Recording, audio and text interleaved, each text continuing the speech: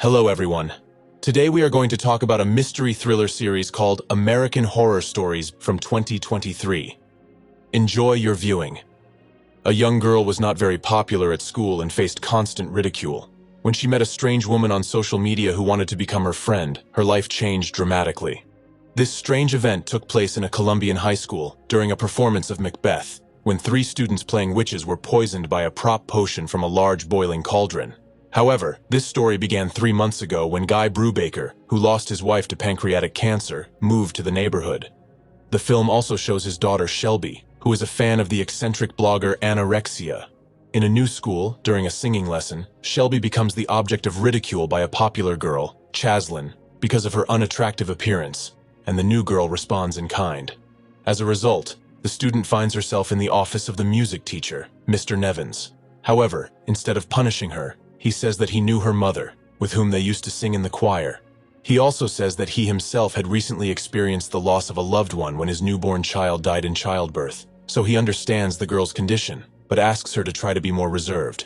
In the hallway, Chaslyn explains to the new girl that they were laughing at her hair color and glasses, which make her look like a grandmother. At home, the father suggests that Shelby act in a school play, remembering her role last year at her previous school. However, he only makes his daughter furious.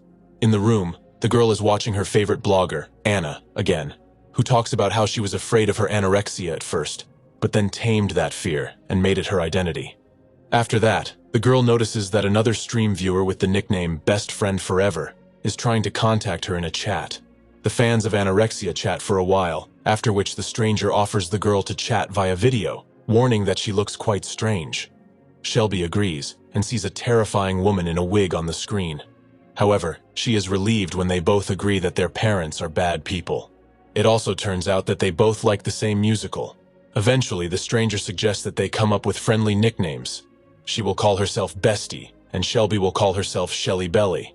That's how they become friends. One day, Shelby puts on makeup like anorexia, and her friend advises her to go to school tomorrow in this form. The girl objects because she is afraid of being judged, but the woman asks her to at least put on some eyeliner, recalling the words of their favorite blogger that fears should be tamed. In the end, the makeup gives the student confidence, and the boys take notice of her, and Mr. Nevins includes her in the school's production of Macbeth. Only Chaslyn still tries to insult the new girl, but quickly receives insults in return. Shelby shares what happened at school with her friend, and she tells her about how she played a prank on her father by stealing his wallet, and he spent the whole morning looking for it. The woman advises the girl to do something similar, and Shelly Belly, remembering that their parents are bad, decides to steal her mother's cup, which Guy valued very much, and therefore spent a long time looking for it before work. However, her friend suggests that Shelly go ahead and break the cup. When she says that it is precious to her father, the woman is indignant, and says that her father values an object from the past more than his daughter. Shelby succumbs to the manipulation and breaks the cup, after which she decides to ask her friend about her appearance. The woman tells her that she is an adopted daughter, and her real mother most likely took illegal substances during pregnancy, which affected the child's health. So now her friend does not go out, although sometimes she dreams of living a normal life. Listening to this story, Shelby decides to become her avatar and do everything for her that she would like to do herself. So the girl begins to do petty pranks. She steals cookies from a store and throws eggs at neighboring houses, while increasingly distancing herself from her father. Her friend also refuses Shelby a role in the school's production of Macbeth, claiming that it is not her level. This makes Mr. Nevins very upset. However, the student herself still indirectly participates in the performance by poisoning Chaslyn with a fake potion. As she flees the crime scene, her friend asks to see the police mess, calling Mr. Nevins a fool. The only thing the woman still regrets is that she will not be able to participate in the upcoming Halloween. However, even here, Shelby promises to become her avatar. Then her friend has another mean trick, and as a result, the girl comes to school, pretending to be his dead child for the music teacher. This upsets Mr. Nevins very much. At home, the shocked father locks his daughter in the basement and takes away her smartphone, saying that something is wrong with her. Shelby notices a box of her mother's belongings, among which she finds an old laptop, and contacts Bestie. The woman, having understood the situation, says that the girl needs to somehow get out of the basement, for example, break her arm so that her father can take her to the hospital. Shelby replies that this is too much, for which her friend calls her a coward and assures her that she would do anything for friendship. In the end, the girl gives in, and after clamping her arm in a vice on the woman's advice, She hits it with a hammer and suffers an open fracture. Shelby ends up in the hospital, after which she tells the school counselor about the incident and gives her father a cup that matches her mother's. However, she is unable to reconcile with Mr. Nevins, as he has decided to take a break from work until the end of the semester. But her friend hasn't gone away, and she starts attacking Shelby with messages again. However, the girl's panic is interrupted by a guy with whom she sang in the same choir. The young man introduces himself as River and wants to sign the student's cast as a friend. The girl accidentally finds out that he is also a fan of anorexia. The friends say goodbye, and Shelby unexpectedly receives a message from someone who knows about the poison potion and suggests that they meet tomorrow in the assembly hall. When they arrive at the meeting place, it turns out that the SMS was written by River, who was backstage on the day of the premiere. However, he is not going to set up his new friend, because he himself has always been a victim of insults after a complicated heart surgery, as a result of which his rectum was brought out. The guy says they are friends now and suggests they go out together. While the girl's friend continues to attack her with threats, River and Shelby begin to spend time together. One day they bring the entire choir to Mr. Nevins's house, after which he returns to school and puts on a new musical, in which this time Chaslin is not included. The friends also watch Anorexia's streams together, where her friend still writes to her in the comments. Closer to graduation, Mr. Nevins praises the girl for her good grades. The girl tells him and her father that she will go to the same college as River, because now he is her favorite person. At the library, Shelby tells her boyfriend that she told her father about them, and River notices a message from her friend on the girl's laptop. The girl explains that it's her ex-friend with a disability, whom she feels sorry for, but she's too angry. The boy easily blocks the strange person on all devices and invites Shelby to visit a cool place with him tonight. In the evening, they drive in a van far out of town to a village where, according to River, a surprise awaits the girl. The couple enters one of the houses, which looks quite old inside, and there is also a system with some kind of liquid and equipment for filming a stream or video. Suddenly, the same bestie comes down to them and greets Shelby, while River uses his knife. After that, he tells the woman that he did everything to prove his friendship, and she calls him her best friend, and they leave the building holding hands to breathe in the evening fresh air. This is how this American horror story ends. This movie teaches us all that we need to be very careful when you meet people who behave strangely and try to manipulate you. You need to end the conversation with such strange people right away and not talk to them again. Although this is just an ordinary series, there are a lot of such cases in life. So I ask you to be careful and take care of yourself and your loved ones so that you do not end up as the main actor of a similar movie, only in real life. In 1961, a toy company is operating at full capacity in a small Mississippi town. It is here, to Mr. Van Wert, that Miss Kobe comes for an interview, looking for a job. The man says that he has a special affinity for dolls because he considers them sinless and pure, unlike humans. However, Kobe doubts that God would favor dolls over people. Van Wert praises the girl for her own opinion, but still considers her unfit to work in his company, despite her abilities. A girl, who lives in Van Wert's large dollhouse, created according to his own design, informs Kobe that she will be participating in a competition for the next 7 days. Kobe tries to politely refuse and leave, but her participation is non-negotiable. A silent Eustace blocks her path to the exit, and Van Wert coldly adds that there is a way out, but she won't like it. Kobe is locked in the house and soon learns that the mannequins are actually prisoners in disguise wearing doll masks.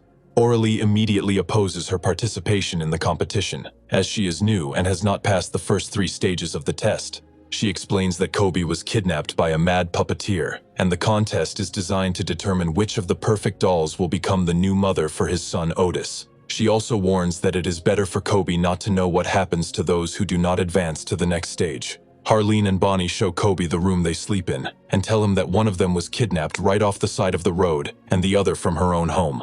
They say that no one has ever made it out of this place alive. Kobe spots Otis, Van Wert's son, in the window of the outhouse from his cabin. In the morning, Harleen advises the newcomer to eat, as food is delivered only once every 2 days. When asked about Otis's mother, she replies that the official story is that she drowned when she overturned a boat. However, everyone here knows the truth. Van Wert's wife took a lover, and when her husband found out, he and Eustace sent the woman and her lover into their old, dried-up well. For the contest, Kobe chooses a clown costume. She is instructed not to move until someone starts talking to her. Soon, the owner comes to the house with his son, who is unhappy to see a new girl in a clown costume. Van Wert leaves for work, and Otis says he doesn't like clowns and threatens Kobe that Eustace will throw her out today. In response, Kobe offers him to watch a magic trick and suddenly moves a fire truck with her eyes. The amazed boy orders her to repeat the trick, reminding her that he is the owner's son. Kobe, appreciating Otis's character, obediently follows his order.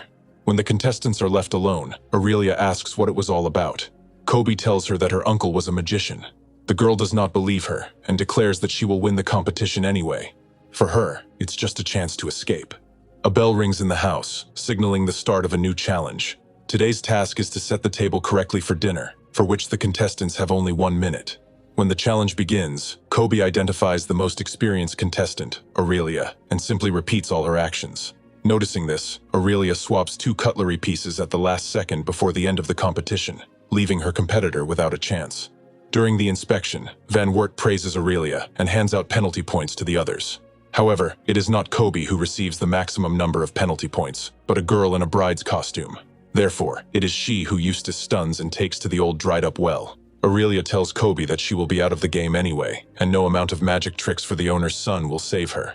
The next day, Kobe plays with Otis and confesses that her magic tricks are a gift she has always hidden from her religious family. She was afraid that her parents would find out, and so she once ran away from home to experience true freedom. Otis looks at her and says that they are alike, because he is not like everyone else. He plays with dolls and does not go to school. When Kobe asks why he doesn't go to school, the boy replies that he used to go to school, but his classmates insulted him, and his teachers scolded him for his aggressive behavior. The boy confesses that he wishes with all his heart that Kobe would become his new mother. The girl replies that she will be the best mother if she is happy, and she will be happy only if Van Wert lets the other contestants go free. So she asks the boy to talk to his father about it. Otis goes to see his father, who is explaining to someone on the phone that his handmade dolls are better than Barbie. When his son asks him about his problems, he replies that life is not always smooth. For example, he was disappointed by his ex-wife, so now he will choose the perfect mother for his boy who will never leave him. Hearing this, Otis does not dare to voice Kobe's request. The next day, the contestants will face a new stage of testing. They will have to iron and fold their shirts correctly. But first, they need to prepare a special scented ironing spray using the ingredients provided. They have exactly 3 minutes to do this. The captives begin the task, and this time, Kobe is the first to complete it. However, during the inspection, it turns out that Harleen had only an excess of lavender, and the new girl's shirt had a burnt part. For this, Van Wert asks her to put her left hand on the ironing board and punishes her by cauterizing it with a hot iron. As usual, there are no complaints about Aurelia, but Bonnie receives the maximum number of penalty points, and Eustace immediately eliminates her. Van Wert announces to his dolls that tomorrow is the final of his competition, and he will finally choose the winner. Aurelia, left alone with the girls, blames Kobe for the fact that her magic and conversations with Otis don't seem to have worked. Harleen jokingly says that if she becomes Otis's mother, she will send him to the next world on the first day.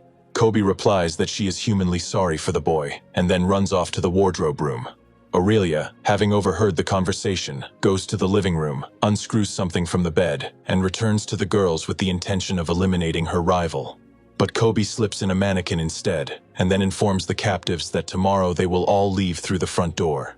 And Van Wert, if he wants to play with dolls, will get them. Otis wakes up in the middle of the night and sees his father and Eustace heading to the dollhouse. When they get there, the 3 contestants are standing in front of them, as always, motionless.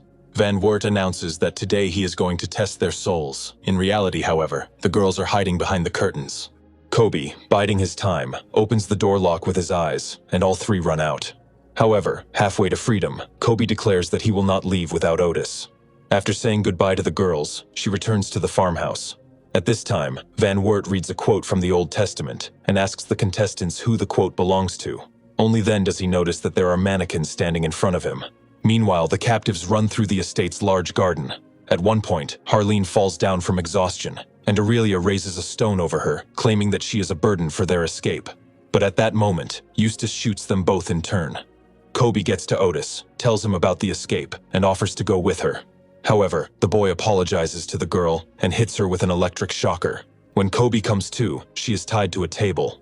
Van Wert congratulates her on her victory and shows her the recording device in the head of one of the dolls, thanks to which he knew about her escape in advance. However, he was pleasantly surprised that Kobe returned for his boy, so he decided that she would be the perfect mother for Otis. But this perfection will be incomplete without the puppeteer's last idea. Eustace prepares the necessary ingredients, and a special mold is lowered onto the girl. Time passes. Van Wert lives with his son and Kobe, who now looks like a real doll wrapped in flexible plastic. But one day, during tea, two women come to their house. They first disarm Eustace and then pull the girl out of the plastic. The strangers say that they have spotted her using spells because she is one of them. Otis asks not to leave him alone and reminds Kobe that she promised to be his mother. So the girl takes him with her, while one of the women sets fire to the motionless Van Wert and Eustace in their dollhouse. Soon, Kobe brings Otis to the witch school and suggests that he change his name.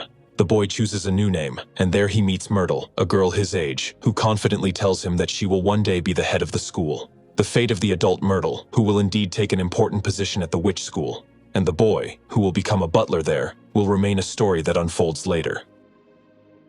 If you have watched the video so far, you should know that I am happy to have viewers like you. Thank you for watching to the end. Subscribe to the channel and follow the news. Klonsak Recapped was with you. See you soon.